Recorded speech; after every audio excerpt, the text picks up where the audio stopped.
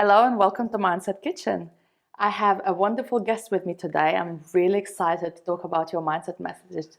So how are you, Jenny? I'm good, thank you. Yeah, really good. Thank you for being here. Oh, do you know what? A free meal. There is no such thing as a free lunch, they say, and there is. No, well, it's not free. You're actually bringing all your experience, all your mindset that I think your messages are wonderful, and I'm really looking forward to see what angle are you going to approach them from. So tell me a little bit about yourself. So I am a nutritionist by trade, and this is a second career for me, but really the longest one. So I retrained in nutrition, from my mid-20s to my early 30s. I had 2 children whilst I was doing my degree. And then fast forward to now, so 2024, and I've written 6 cookery books. Wow. And I've had Sunday Times #1 bestseller, which is amazing. You don't expect that to happen when you write cookery books, especially not when you come from my background. I'm not, a chef or a trained cook or anything. I'm someone who's learned to cook because there needs must. People want healthy recipes, and I started creating healthy recipes, and people wanted a book, so then they got books, so that's great. But yeah, so nutritionist who writes books, and I do a lot of speaking and a lot of workshops and content creation. So that's pretty much my living now. So will there be any more books? There may be. Going to keep you on tenterhooks. No, there may be.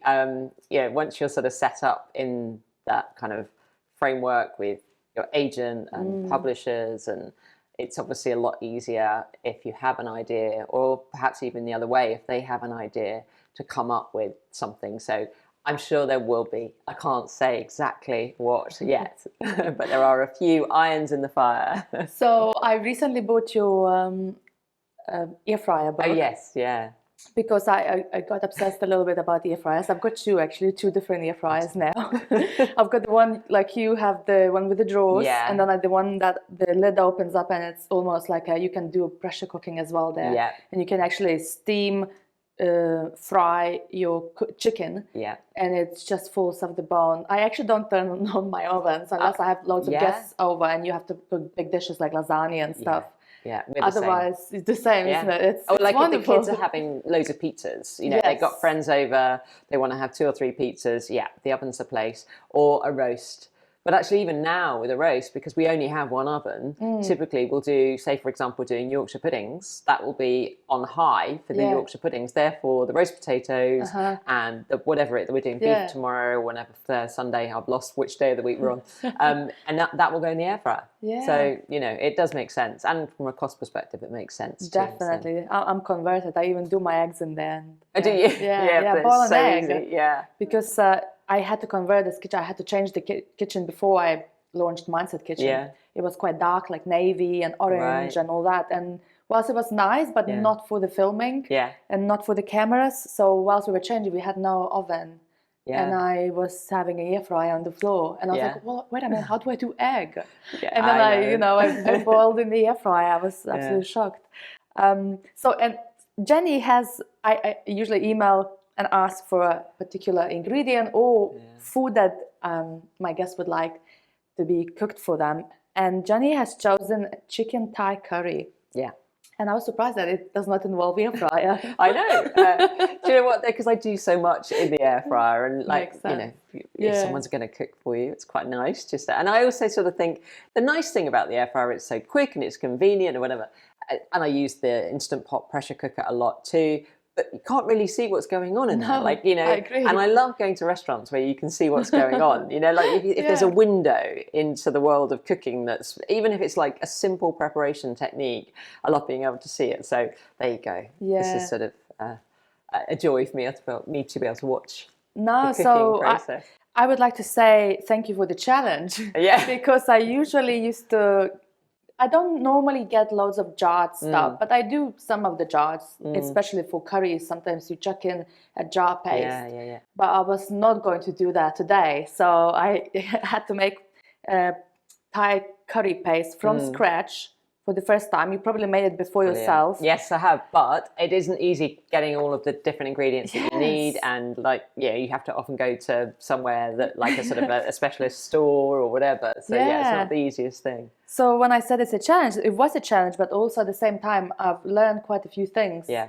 And I found different pastes, and I actually just bought loads of different things in the Asian shop just to try. If this doesn't work, I'll put in this. And they in the recipe, this lady was saying I use shrimp paste in soybean oil because it has a couple of other ingredients like garlic and something else that softens the flavor of the shrimp. I didn't find it, so I just found shrimp and salt. I thought, okay, well, how wrong can you go? Yeah. And it was so fishy. I was like, okay, I mean, that's how wrong I can go. I know. I just didn't want you to sit here and smell like shrimp. Basically. The whole kitchen. So I went and got something else, and I think I found the right balance. But it's all about kind of testing and trying what works for you as well. Yeah. So the expert is here. Will decide how this will go. So before I even start cooking, I have a moment to first read your message. Yeah.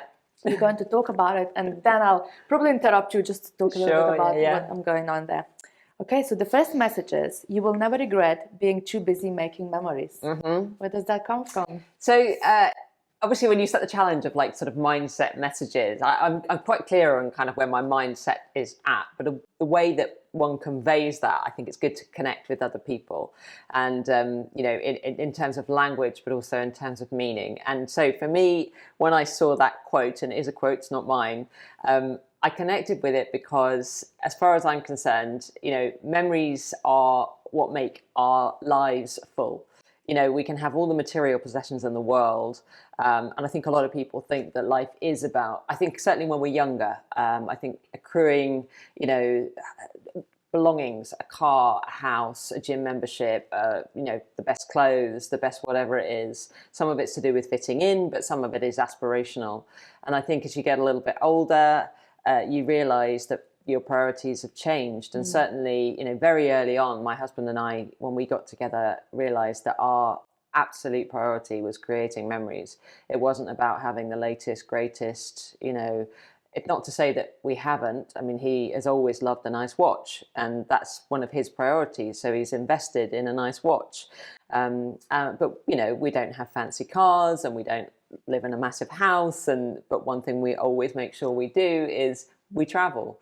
And we see the world and we taste the world. We do probably spend more on food than other people do, but that's life choices. And as far as, you know, we're concerned, we've got 2 children together, and it's a nice way for us to spend time with them, with our wider family, with our friends, but to really make those connections and those memories, which are things that you can take with you wherever you go, that you can't necessarily take material possession. So that's kind of, for me. And where do you think it's coming from?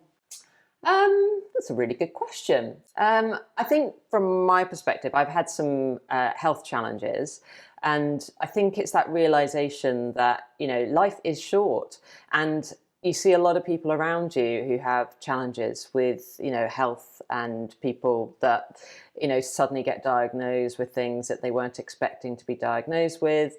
And same with me, you know, it was quite a sort of sudden thing for me to sort of come to terms with, that I was going to have, I had major surgery in October.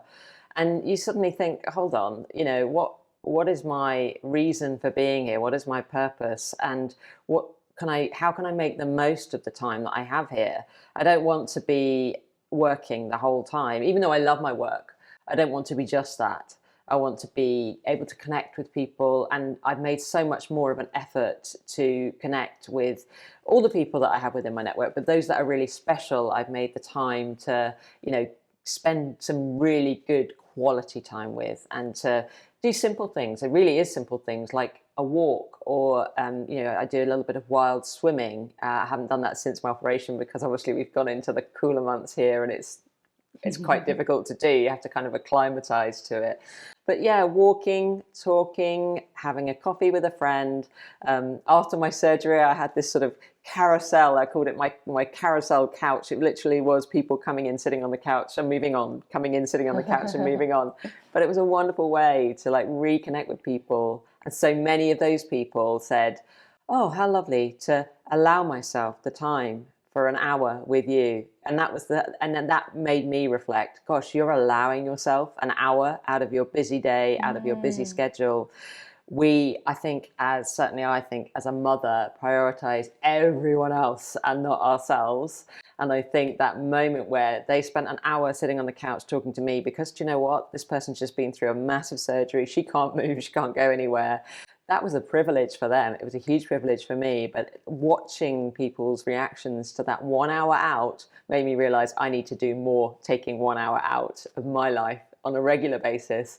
And do you know what? If it goes into an hour and a half, who cares? Let's spend that time with friends and make it work and make those memories. So yeah, it's really important to me that. So. I can totally relate with you. And you know what? It's quite a theme. I think people feeling a little bit guilty, allowing themselves that time, allowing themselves to create that certain memory or go somewhere, or let's say spend money on something. Yeah. And I don't know where that guilt is coming from, but if I, let's say, a little bit unwell and I'm not feeling good and I'm thinking, oh, I have a list to do. It's constantly on my mind and I'm eating myself inside. Yeah, I should be doing this. I should be doing this. I haven't done anything. Yeah. And then I do lots of meditation. So I go into meditation. I sit down and say, it's okay. Just listen to your body. This is what your body needs. But I think it's that allowing yourself. It also restricts yourself from making those memories because you think you don't have time to do that. Yeah. And it's another kind of thing that came up to me is. It's many times we go through something and then we make that change. I know. Unfortunately, isn't it? Because that happened to me. Yeah. With my husband's passing. Yeah. Because the weirdest thing is, I love sitting and watching TV with him. Like, right? We used to watch Netflix. Yeah. My favorite evenings are just sitting on the sofa, but I really don't remember them, Jenny. Yeah. Yeah. What I remember is us sitting in this Barcelona little restaurant and laughing. Yeah.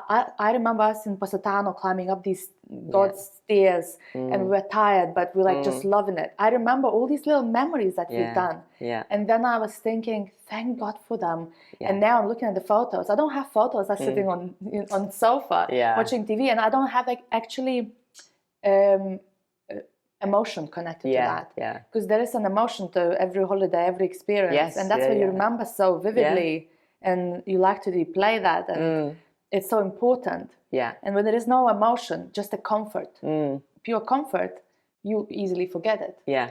And I look back at photos of us because I've been with him over 10 years. Yeah. And I just love it. And I'm so grateful because we traveled so much. We were like obsessively traveling. Yeah. And I was very much traveling to restaurants. It was a weird one. I was like, oh, so you're not going to do sightseeing? And I would be like, well, I will do a sightseeing on my way to the restaurant. Yeah. I usually to be there. I usually, or could be like, just going on some platform. Oh, yeah, I can see it's there. Yeah. But to me, it was go to try delicious food from all over the world. It's my passion, and I was doing that constantly. But it's truly created me a lot of memories with them that I'm so grateful for. And what we kind of don't realize is we only realize when something hits, when this person is no longer with us, or I had this scare that I might potentially could not have been here. So now I'm going to make this change. I wonder, how do we go about actually prioritizing and creating those memories without having things happen to us? Well, and that was the thing. I remember after my surgery sort of saying that to so many people, like, I wish you could have the feeling that I have now before you get to where I got to, if that makes sense. So I had a friend, really good friend, and she and I meet every Monday if we can. And we literally allow ourselves an hour, and it's more because that's her schedule issues than mine. She's a teacher, and it's a full-time, obviously it's a full-time job, but she's on a part-time teaching salary, but she's doing a full-time job, as most teachers do regardless. Yeah. And she had a scare last week and said to me, I get what you were saying now. And that's the point. Until something like that happened, until she ended up in A&E with a health scare, she didn't have that mindset that you can't help anybody create it. It's a bit like telling, I keep on saying to my son who's 16 and a little bit of a risk taker, because most boys at that age are, good luck. I say, when you're driving, don't do that. When you go down to Newquay after your GCSEs, don't go in the water until you've acclimatized, But you know that whatever you say, they've always got to experience it at least once. and for it to fail at least once before they learn. So it's very hard for people at any age, I think, to go, yeah, do you know what? You're absolutely right, without actually being in that mindset where they go, I get why you were right.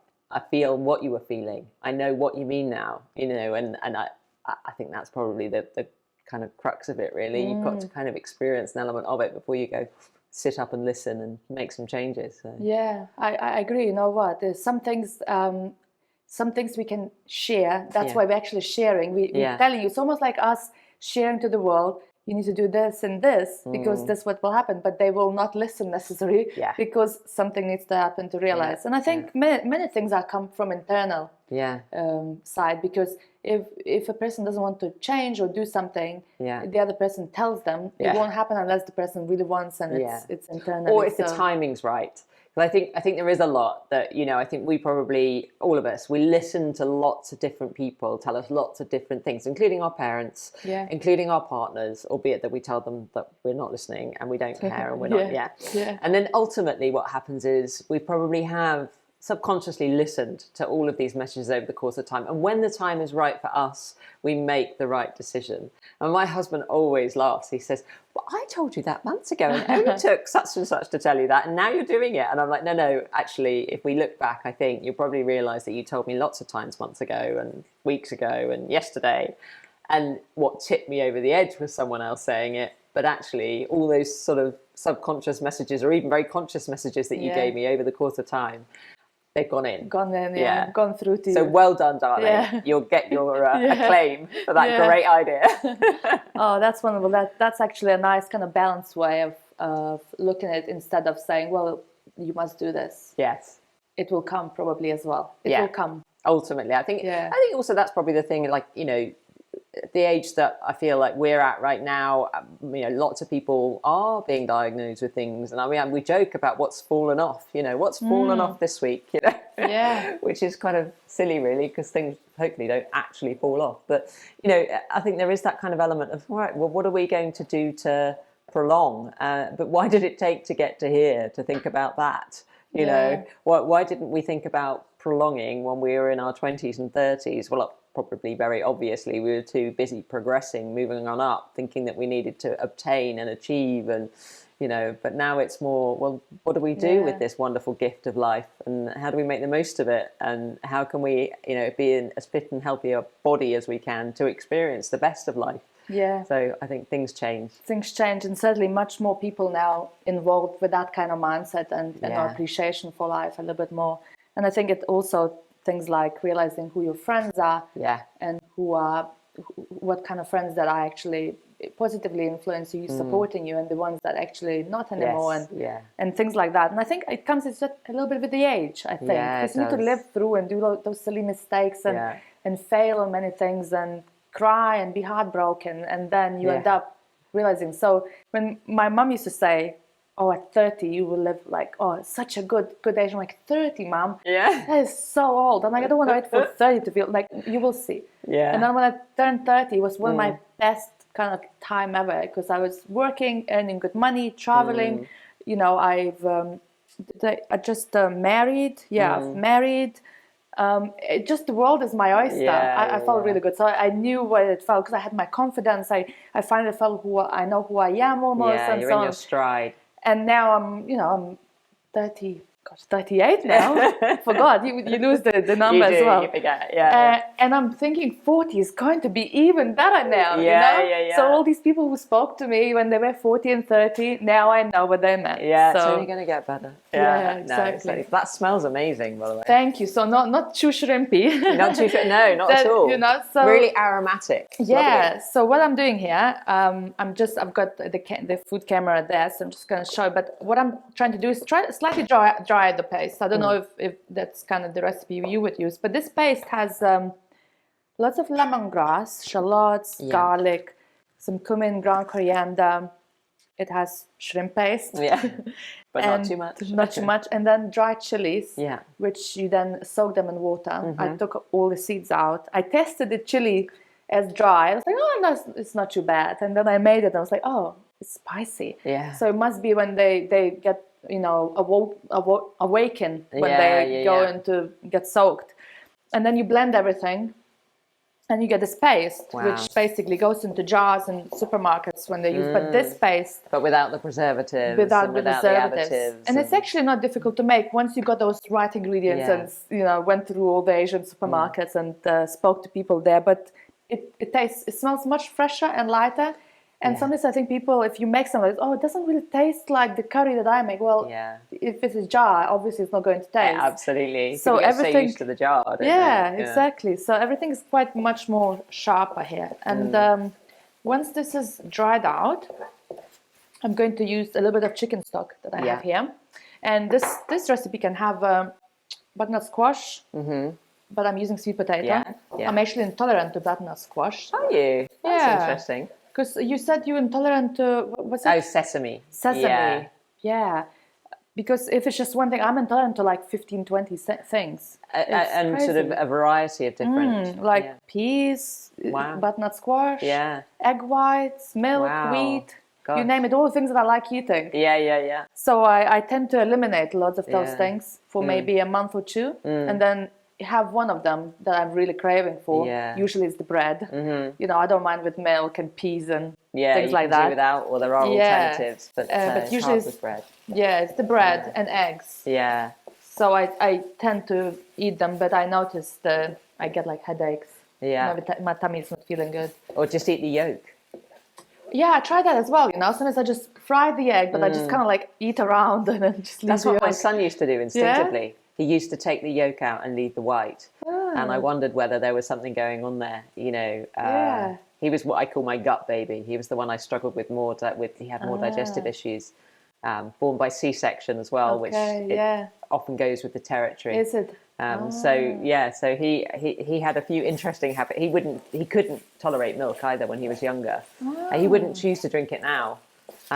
Even though he's now going to the gym loads and he wants to up his protein and that kind of typical scene of the gym bunny, but he still won't drink milk, and he will eat whole eggs now, but it has to be, he can't see the white as separate, so he'll have it as an omelette or the scrambled same egg. Me, how weird. But you know what, I used to eat eggs all my life, absolutely fine, but I'd done that test and I realized I'm intolerant to egg whites, and then I was having a runny nose every time I would eat eggs. Interesting, But that's only happened after COVID. I'm thinking something changed in me because I had COVID vaccination, and I think something, because I've never used to react like that before. But once now I know I'm intolerant to it, I kind of don't like eating it as well. Yeah, because your body kind of like, in your mind is really smart, right? Yeah. And the same with milk. I never liked milk, and I would actually be forced to drink milk if I was in the hospital. Let's say they give you milk because you drink lots of medicine. So I would actually throw up from the milk. No, I hated milk as well. Exactly. So it just can't. I don't think humans meant to be drinking milk as their biology. It depends. I mean, some people tolerate it really well, and actually, I seem to tolerate it fine now. But as a child, we had the scheme here in the UK where milk was given to school children, but quite often it was left. I mean, it was all these little glass bottles. I seem to remember. It's quite funny they gave kids glass. Maybe they weren't glass. But anyway, they used to leave them out in the sun. And I mean, that is like the worst possible, disgusting. Like curdled milk, but not curdled Kefir. deliberately. Yeah, exactly. And it's just like putting a straw and going, oh, yeah. Yeah, I think that's probably what put me off. There's a lot of childhood things that put me off, and it wasn't ever my mother's cooking. I'm the youngest of 7. So by the time I came along, my mum, she could cook and mean anything really, because she had to feed all of us. And it always had to be from scratch because...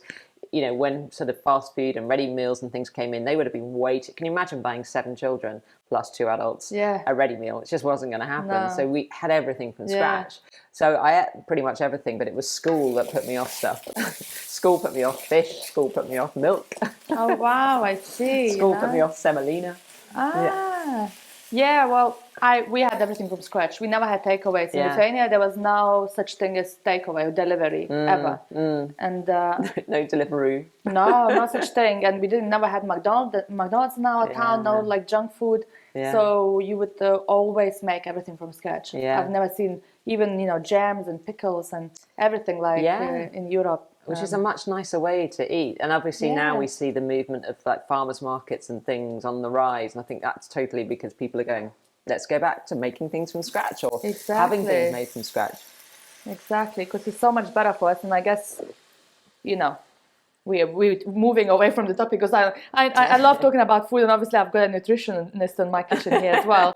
But obviously, why people are getting ill so much? Yeah, you know, it's a lot to do with food, mind, stress, you know, and all those factors in. So there is, we actually can change some things. We have power in our hands. Yeah, we do. You know, so I'm really trying to. My son eats so many amazing things that I've never eaten as a child, and I don't think I would have. And he's very adventurous, and that just shows, you know, wow, children, 5-year-old children, he's eating sushi now, and I'm like, wow, I've never used to eat sushi at that time. And actually, we should expand their repertoire whilst they're young, because, like, I was always amazed that, because I was all sort of cooking and my son was around, he'd often like grab things, you know, obviously I had to say yes or no, but I mean, it was when he used to eat like whole lemon. So he used to love, you know, and lemon's so bitter.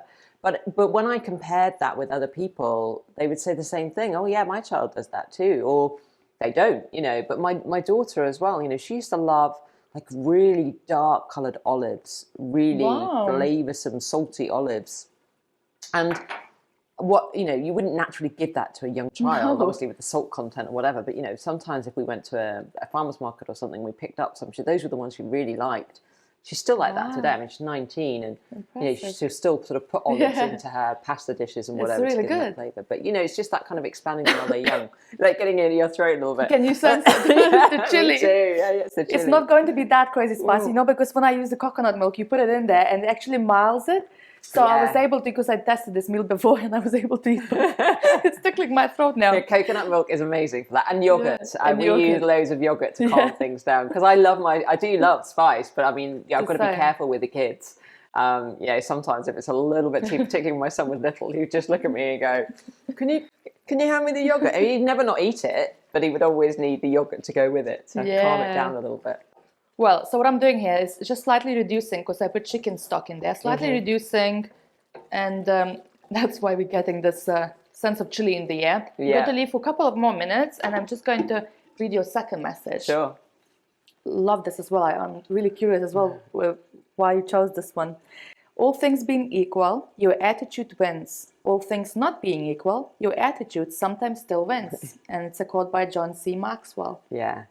I am a big believer in going into any situation, even an unfamiliar one, which, believe me, I've been in a lot of those, with your head held high and believing in yourself. And you get so far with that. Obviously, you need to be able to sort of back it up with some ability and some content. But I genuinely believe if you go into a situation believing that you can, or believing that you're going to give it a really good go, you're far more likely to achieve it, to win. And I've seen it. I've seen it like with the kids. I've seen it with our 2 children. You know, like the one bit of feedback you always get about our daughter is she's so confident. And I'm thinking, yes, she is. I mean, definitely there are moments when you think, oh yeah, I took her to this club and she wouldn't do that, or I took her to this club and she wouldn't do that. But my golly, this is a child who from a very young age could really connect with people and look people in the eye, you know, really sort of charm if need be, and has walked into, you know, most places, most jobs, most university courses, whatever it is, she sort of just managed to do it because she just believes until she fake it till you make it, I suppose, is the kind of alternative way of looking at it. But, you know, just believe in yourself and allow anything that's missing to catch up with the belief. And I would say definitely that's been the case in my entire career. You know, this is training in something new when you're a young mother with kids. I mean, you know, both of mine, I breastfed them for quite a long time, and so I was quite attached to them and trying to study and trying to work and have a clinic and see patients. It was all quite challenging. And having that belief that, you know, even though this is something that I had to train for much later, you know, I sort of followed that standard path through life of what I think is standard anyway by comparison to my peers. School, university, marketing graduate program with one of the big, you know, organizations. So I was Cable and Wireless is where I joined originally. It was a massive telecoms company, stroke IT company. I traveled the world during the dot-com boom. Amazing. But, you know, what I found is I wasn't in my comfort zone there. So I've gone through all of this training to get to somewhere that's really uncomfortable. and then retraining to something that makes me feel comfortable, yes, in my knowledge, but going into completely different environments, like, you know, presenting on TV. I mean, nothing in my previous role had ever given me enough education, enough confidence, enough knowledge to be able to do that authoritatively. But just believe in yourself, and you know what? You'll win. You'll get through it. You'll accomplish it. And like I say, you know, with some of those occasions where I remember doing a piece for, I think it was Good Morning Britain years ago now, and you know, they were asking me to do all sorts of things like I'd done them before, so I just went along with it. Like, I'll come and sit in the van and do a voiceover, and you know, I'll do that walking, talking to camera thing. I've never done this before, you know. And but you believe in yourself, and it came across. I was really pleased with the outcome, and I've done more since. So you know, it's sort of breaking those barriers through confidence and inner confidence, I suppose. Yeah, I mean, I can totally relate. It doesn't look like I know what I'm doing here. Yeah. You know, trying something new, isn't it? Yeah, it's I've you know, whilst I had friends over and we've been chatting and I've been cooking, you know, but I did not ever do something like that. Yeah. And I've never been on social media talking like this, and it's almost like a TV in a sense, filming. Yeah. I don't have any media training or anything like that.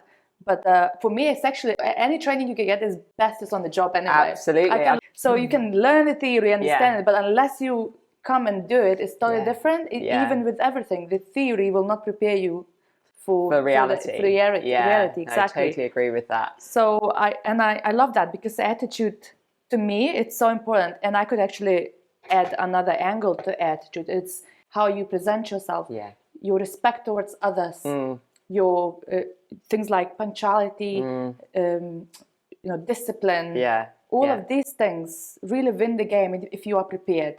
If you are kind to people, they come and help you back in return. So all of these little things, you know, nothing will make it better than you having that attitude. And if, as you say, what goes into that attitude word for you, write down all of those things. Let's say discipline, being kind, being helpful, believing myself. All of those things, and then really bringing that on every time you're trying to do something. And I think it makes a huge difference. And as you say, someone keeps saying to you, but it gets into you slowly. So if you, I think many times I was doing this to myself, like talking to myself internally, and then writing down. I'm doing a lot of reflection and writing down, and it really helps for me to understand what I need to work on and what I need to really work on to embed within my mindset. And attitude, it's one of top things, to be honest. And the other thing that I've been doing, which I think has been really helpful, is a gratitude journal. And I think, again, you know, just sort of that reflecting on, there's so many things in life that you can look upon negatively. When something changes or something moves or something disappoints you, or illness or whatever it is, I think it's very easy to think negatively about a situation. But actually, even within what appears on the outside to be a very negative situation, there can be something really positive in there, you know, for which you are actually really grateful. But you wouldn't know it or notice it unless you make yourself do that, unless you sit and think it through. And then the importance of writing it down, of course, is that you come back to it and you look at it, and then you're reminded of, you know, yes, you know, I remember going through my recovery after my surgery, and my husband was amazing. I mean, just amazing. The most incredible support you could ever ask from anyone. You know, just made everything just happen. And I remember writing it down and then coming back to it, you know, about a month ago and looking back on it. And I think we just had an argument or something. And I remember thinking, oh, yeah, okay. So he was really, really amazing. And I maybe shouldn't give him such a hard time for not loading the dishwasher properly, or something inane, or, you know, something silly like that. Probably wasn't that, because he's quite good at the dishwasher. But yeah, he should be. I know this old man are really good at dishwashers. So just quickly, I'm just going to mention, I put some brown sugar, a tablespoon of brown sugar, and some fish sauce, and kaffir lime leaves. Lovely. Go in there, and I'm going to put some chicken thighs in there. Lovely, lovely. And where you touched on the gratitude and, you know, appreciation, I'm a strong believer of that, because I think being grateful changes everything. Yeah. And I've spoken in different episodes about this actually, because actually I've been on a podcast, the Boost podcast by George Anderson, and there he asked me a question and about the challenges and things that happens to us. And one of my favorite things were when something horrible happened to me, I would always ask, why is this happening? And I'm kind of like, in almost like a funny way, like, why is this? Like, really, this? No, not like why to me, but why is this particular thing? And so that was my attitude around everything. And I asked my son, well, why do you think this is happening? Well, I don't want this to happen to me. No. Why is this happening to you? What do you think? So we like reflect and look at it. But with that, there is that appreciation and understanding that you need to, if you're really curious why it's happening to you, you will attach that gratitude and appreciation because you will see why it's happened. There is a reason. And I think he posted then my short of that particular bit on socials. And there was one person who commented, which made me think, because he said, well, what if I don't see a reason? And 100% there is a reason. It's about choosing to see it or not as well. It's about choosing to see and being grateful for it. Because once you say, well, what is the reason? I want to find it. There are loads of them. How about, well, you will know now a lesson in the first place, but also it might change you. You might become kinder. You might be more precious with your time. There are so many. But people don't assume that these are the good reasons enough. Exactly. And I think that, again, comes down to attitude, your approach to things. And I had a really interesting conversation with my son the other day, because we have a few friends who sadly, have teenagers going through some struggles with mental health. And I've often worried, as you do as a parent, about your children and their mental health. But he said something along the lines of, he said, I just don't understand it. He said, because, yes, I have my down days, he said, but I struggle to feel sad. I just thought, oh my gosh, what a lovely thing to hear a teenager say in this day and age. And I don't think it's anything to do with parenting. I just think it's to do with, sometimes it's the way you are as a person. I agree. You either think or can think or have the hormonal balance that enables you to think slightly more positively. And I think some people don't have that balance. And I think, therefore, it is harder for them to see the positive in what seems overtly a negative experience, a horrific time, a sad loss. They can't see why that may have happened or what possibly could be positive within it. So I do think it comes down to somebody's innate attitude towards any situation as to whether they can turn it to something positive or not. But it was interesting that I think he hopefully will be one of those that can. But you don't know. You don't know what you're going to get, do you, in life? So you just made me think something, Jenny, because I did have quite a few people ask me, well, why do you think you are like that? Because it's not that I've learned before and now I know how to do certain things, or when something horrible happens to me. And I was like, well, I don't know. It's just me. I just don't think any other way. Well, I've got a choice to be grumpy and destroy my life, or I have a choice to make this into something more beautiful. And to really, if I'm referring to my husband's death, is to make his death my empowerment, and to make him so happy that I'm doing that, because I'm doing this for him and for me and for our son. How horrible I would feel to be sitting miserable, grumpy, and destroying my life, and not being there for my son because now he's gone. And people would say, well, no, but it's not how everyone sees it. And I just don't always have an answer to say why I'm like that. And maybe you just say it comes down to just who you are and your attitude as well.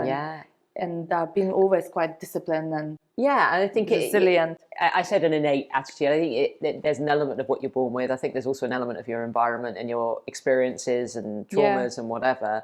But I think it all, comes together to create someone that either, not in a very black and white way, but either looks at things slightly more positively and finds it a lot easier to do so, or somebody that is always going to see, the pessimist versus the optimist.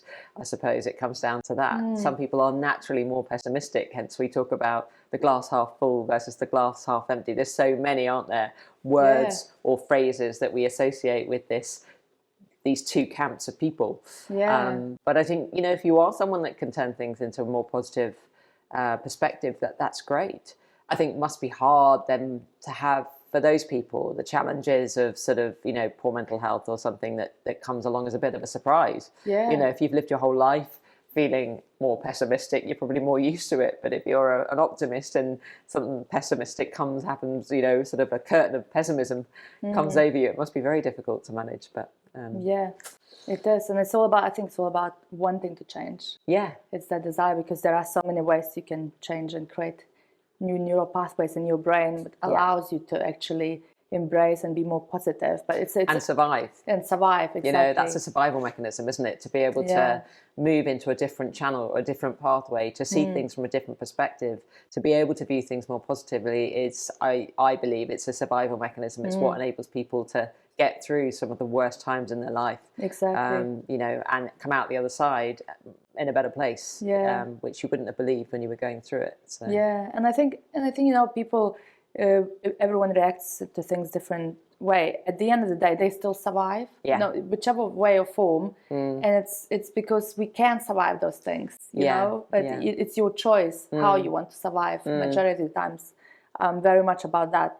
Two choices. You know, and it might come across as like, well, no, easier said to you, but no, because I also have a choice of not, because it's easier route for me is to kind of like don't do anything and cry about it and be grumpy. It's easier because it's comfortable and not. But you know what? If you do want to have a moan, or you do want to have a bad time, or some people. I got plenty of people in my life who would turn to alcohol, for example, or drugs in a time of sadness or loss. But that doesn't have to be the ultimate pathway. That's the knowledge that can be where you end up, not necessarily by choice, but by default or through default. But there can therefore still be a positive way. There can still be a path out. And I think that's important. You're not just a pessimist or an optimist. We all have optimistic moments whilst being pessimistic, or an optimist may have pessimistic moments too. So I think it's just important to acknowledge that there is no finite path for everyone. No. But there are moments we can start to look at things more positively. Exactly, and that's the thing. We're all humans, so we have we can be upset and have negative side, but it's about having, again, I guess it's a new topic as well, having that awareness that it's okay to be upset, but also I would like to be now happy, and I'm going to do something about it because it's been too long. And I mean, I love a good cry, and I think a cry is a really strong. Don't cry now, Tschiesche. I won't cry now. But I mean, I think it's a really strong way to release. It's not weak to cry. I really don't believe it's weak to cry. I don't believe as well. I think it's a very strong thing to be able to do, because you're saying, I'm willing to show the world I'm upset, and I'm willing to release this negative emotion. And honestly, I'm the quickest to recover after a cry. If I hold it in for a moment longer than that cry needs to happen, it just festers, and I'm miserable. But if I have a little, it can be the shortest cry actually, but it's just a cry, and it's like, released. I'm good. Very therapeutic. Yeah. Love it. So you see, you can control that. Yeah. I love it. I love it how you actually set up as well, even. Good cry. Well, always worth it. On that note, I'm going to read your third message. So what have I done? I've put some sweet potatoes, green beans in there, and that's about it now. I'm just going to I'm going to cover fully so it doesn't lose anymore. Yes, and it's lovely. It smells nice. It's right thickness, because some coconut milk is more thin. I managed to get this one because the one I practiced was really thin coconut milk. I was like, oh no, so I had to put a block of, the coconut block. Coconut cream, and this one is absolutely perfect. So I'm really pleased. It turned out probably better than. So have you had a lot of curry this week then? Well, just that one. But that really strong shrimpy base. So I was like, this is actually, I'm very pleased. I'm very proud. Good. Okay, so that message is: we make a living by what we get. We make a life by what we give. That's by Winston Churchill. Yes, and I think again, I think when we're younger, and we have this perceived path of where we need to go, it is about, at the end of the day, the next generation as we did, will want to set themselves up with a home. Probably, they'll probably want to afford a house at some point. They'll probably want to afford a car and a lifestyle. And so they'll be thinking about, how do I earn a living? How do I make money, essentially? But it comes down to more than that, doesn't it? We make a life through what we give to people, what we give back. And I think, it only takes the opportunity to provide. I mean, it could just be something as simple as helping someone in need. It could be giving to charity. It could be giving your time to charity. It could be giving to your loved ones, giving of yourself, but there's so much more than having wealth.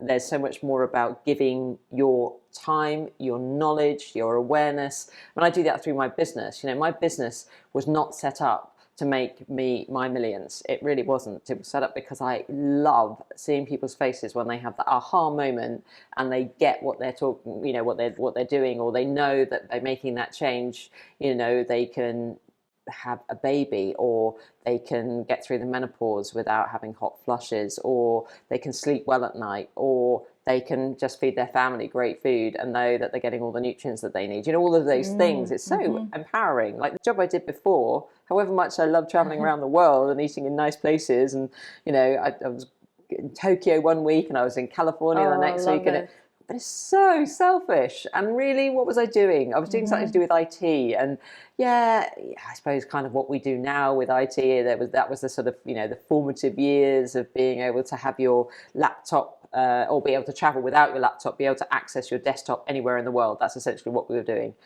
Someone else would have come up with that. I'm not saying that someone else wouldn't do what I do, but I feel like there's more personality, and I can help people change things, and a lot of that I do not for free, don't get me wrong. I do some things for free, but but I will do some charity work as well, and I'll give of my time, and I love that. It really does make, that's why my job doesn't feel like a job, because I give. It's not about me earning money, it's about me giving and seeing people's faces when they get it. I love it. That's a real joy. So I can totally relate. It's wonderful, isn't it? I'm just standing here and thinking exactly, because when I worked in corporate jobs, it was great because I could do all of those things. And I do much less traveling now. But I do different memories now because I have my son, and we go for walks, and we do simple things in life that are for free, but it's so enjoyable. But what I'm doing now is I actually want to share my own experience and my guest experience to kind of create that ripple effect and just keep on pushing out there, pushing and making changes, making people's lives better. And I truly wake up, and after this filming, when you leave, I'll be like, I'll just feel so good. Because we learn so much from each other. I have this one particular friend that we don't see each other very often. We live really far apart. But when we see each other, literally, we'll go away and we'll laugh at how many things we've gained from each other. It's almost like it's a sort of a thank you. It's a compliment. But genuinely, I learned so much from just being with her. And she says the same to me. And I'm thinking, oh, gosh, no, that's something I just do. And she'll be like, yeah, that's something I just do. But actually, it's a great way of doing it, or it's a better way of doing something that I'm currently doing. And I love that. I love that we can learn actually really simple things in life, but from each other. We've got, if we're lucky enough to have grown up with some influential parents, that's great. But I think we can learn from so many more people around us, be it our friends, the people we choose to meet. And I'm a big fan of having a really wide network of people that I connect with. And it's not hard to do. That phrase, it's a small world, it never ceases to amaze me how small a world it is. But that's genuinely because you end up connecting with the same sorts of people all over the world. But you learn so much from those people because they'll do something similar to you, but they might do that bit slightly differently. Oh, that's a great idea. I'd not thought of that. And then your life just becomes richer as a result, doesn't it? Because you're picking up all these little things over the course of time. And probably it's a timing issue. You're ready to accept it at that time because you're already there and they're doing that bit. Oh, that's not much further to go. So, yeah. That's very true as well, because I think each guest to have here in my kitchen, it always kind of teaches me more and more and more. Yeah. And it's almost like many things, let's say I may have heard the quotes before, but you bring your own experience and your own flavor to it. Yeah. And that's the difference between me telling you this, what I've got, what this reminds me of, and this particular message. And then it gives you those experiences in life that you can kind of relate to and grow from. Yeah. And you don't have to live that particular experience yourself, but you grow because someone else shared it with you. Yeah, exactly. And if you're open to that. And I think if that openness. Yeah. And I think you do as you get older. Like I think there's a realization that because life is finite, you may not have the experience that person's had, but because that person's had that experience, it's sort of shortcut to, thank you, I'll take that experience and your learning of it, and I'll apply that to my own life, and I'll make sure I don't do that, or I don't go down that path, or whatever. Thank you for your advice. You know, much more willing to listen to other people, and I definitely don't think I know it all.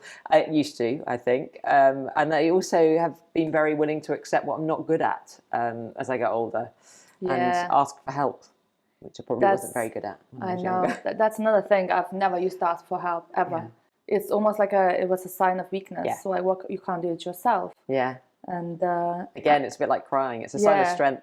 It's a sign of strength. It's a recognition that you're confident in what you can do. Yeah. But you acknowledge what you can't. And also, you acknowledge that, you know what, I need help and I could do better, or someone else does it better than me. Yeah. So might as well I ask for this person because they know better. Exactly. But I think it comes with age as well. Definitely. Definitely. Yeah. For sure. Because I never used to ask for help from anyone, and I really stuck to it. I was a firm believer that this makes me strong. Yeah. And now I'm asking constantly for help. I'm like, who could help me with this? Yeah. You know? But then you're still taking accountability, even though you're asking for help. You're actually taking responsibility. You're like sort of the project manager. You know, you're going to ask for help where you need the help, but you're acknowledging that you can do the bits that you can do, and that puts you at the sort of center of it all and at the helm, and therefore the result is still yours. You've just asked for help from the right people. Well done you for doing them. Well done you for asking, you know? Yeah, the result is yours, but also the result is probably so much better than you ever tried to attempt to do it by yourself, you know? Yeah. So, that smells so good. Oh, Jenny, I hope you like it. I tasted a little bit, and you know what? Bizarrely, now nothing needs to be added, so... Wow. It's the saltness, the spiciness, and it's do you use often fish sauce? I do, yeah. I love that. Real sort of, that umami is proper savouriness. I love it. Yeah. It's a strange ingredient because it really smells. I really don't like the smell. Yeah. And then it lingers, and because when I make certain food with it, I have to kind of like block my nose, use it. I don't know what it is because I'm quite good with loads of these big smells, but what's happened, I made the chicken marinate in fish sauce, I think, soy sauce for a while, and you would never know that it's fish sauce. Yeah, it's just that flavor that it doesn't adds. Taste fishy, does it? No, it doesn't. Yeah, I remember telling my son that that's actually what we were using in our curries, and he's like, but I don't like, it's anchovy based, and he's like, I don't like anchovies. And I said, well, it's not really going to flavour it too much, you know, it's just enough, and it's that subtlety, it's getting the balance of everything together, but excited. So how did you... I actually forgot to ask you at the beginning. How did you go into nutrition? Because of your love for food? Well, sort of. So when I was 14, I was playing hockey, field hockey, at a reasonable level. So I was at a school that was all girls. So we were quite encouraged really to play sport, which is wonderful because I was so sporty. I was a real tomboy. And I was doing really well, so I kind of got into county and then east of England, and then I got sent to a camp for the future England hockey squad. I will say now I never made it that far, but at that camp, when it was like the top 45 in my age group, I was given a diet sheet. And as I said, I'm one of 7, so, you know, food was beautiful, but it was just what we ate. It wasn't something that you fueled your body with. It wasn't something that you used strategically to predict a particular outcome. And that was the first time I looked at this diet sheet and said, right, okay, so what they're saying here is that there's a benefit to eating these types of food in terms of your performance on the hockey pitch due to carbohydrates or lower fiber or lower fat or whatever it was. And there was a period when I really got into it. There was a girl who was like sort of like my mentor. She was in the year above me at school in a very similar sort of path. And she was a great person to have around. She was very focused on food and what to eat and how to eat, when to eat. But the school we were at was quite, I suppose, academic. And when I went to my sort of careers meetings, they were like, you know, they basically said I will be a really good PE teacher. And I was fine with that, but it wasn't really what I was thinking in my head, you know. So I said, right, okay, well, they said, choose one of your A-levels, go and do that as your degree, you know, because I was fairly capable academically. So I went off and did my degree. I chose 3 A-levels. I chose geography because my brother was doing it at Manchester, and he said, it'll be the easiest course, 8 hours a week in your final year. I was like, get in there. So I went off and did it, loved it. But of course, I wasn't at any stage studying anything to do with food. And I was really interested in food all the way through, really interested in nutrition. When I got to the end of my degree, I remember I got offered 2 jobs, and one was with Cable and Wireless as a marketing graduate, and one was with a really big food company called Kerry Foods. And I remember I went to a telephone box because we didn't have mobile phones in those days, and I phoned my father, which was probably quite biased because he was in IT. He said, go with IT, it's where the money is. That's exactly, I remember that conversation, and he was right. It was absolutely where the money is. Money is. I was able to afford my first house, brand new car. I had all the clothes that I wanted. I traveled. When my husband and I met through work, we were living this incredible lifestyle, but we made the decision that it wasn't the lifestyle that we were after. We had more things, better things that we wanted, hence the memory making to focus on. And so, then I decided actually this was the point. I was still playing hockey.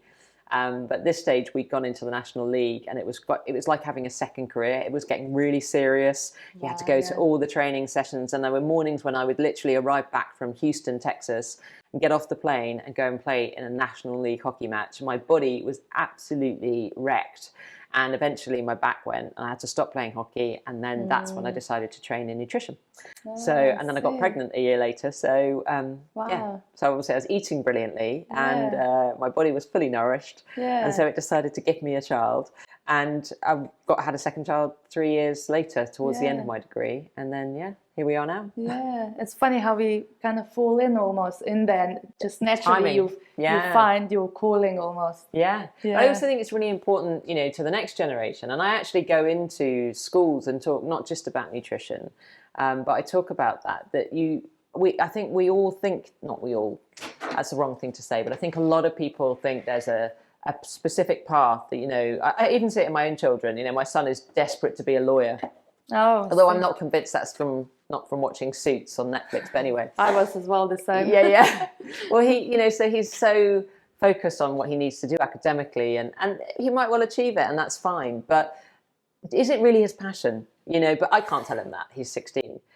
My point is, it's okay to choose something that isn't this big career, or to pursue something that isn't, because you know what? If you're good enough, you will make it what you need it to be. And, I have plenty of friends. Most of my university friends haven't done something that's made them their millions. They've done something they're passionate about. I've got one of my housemates, godmother to my youngest, is a marine biologist, on the island of Bermuda, and she studies coral reproduction. Another one lives in Sweden, but she runs an elephant research project in Botswana. Another one is a teacher, and she's taught in New Zealand and the UK, and people following their passion rather than worried about status, and I think that's a wonderful way to be. I totally agree, and because I studied law and I really wanted to be a lawyer. I don't know where that came from. I think I liked wearing suits. I liked the professionalism, that office environment, but then I did not when I actually realized what it was. What it involves. I love my life. And I think work balance and life balance had to be there, and that's why I had to kind of change my careers a little bit. Okay, so I've got jasmine rice here. Wow, lovely. They've been cooked and sitting warmly there. I'm going to serve it for you. So thank you, Jenny, for sharing so openly your experiences through these messages. I felt it was such a lovely and warming chat. I hope our viewers feeling that as well, because you've got this really calming energy around you. And I slightly interrupted that with a spicy curry around here. But we started nearly coughing, but just about managed, right, to just hold on to it. So I'm going to serve you. So I've got a little bit of Thai basil in there. I just dropped in a second ago, and I've got coriander here. All my favorite spices, actually. Lovely. And there's more. So if you would like a little bit more with some takeaway. Wonderful. Feel free. That's lovely. Look at that. There you go. And I'm just going to a bit of coriander. Wonderful. And there you go. At that. Woohoo. That's brilliant. It's probably a little bit hot, but give a go to try. I'm quite good with that. I'm quite sort of asbestos smell. I'll try the sauce first without burning my mouth on the chicken. Hope it's not too hot. That's delicious. Is it good? Yeah, really good. Yeah. Well, thank you so much, Jenny, for being here. I really appreciate your time. I enjoyed cooking for you, enjoyed chatting with you. I will put all your details on my website for everyone. Brilliant. If they want to get in touch, and your Instagram and socials. And thank you very much. Thank you for watching. I'm going to tuck in.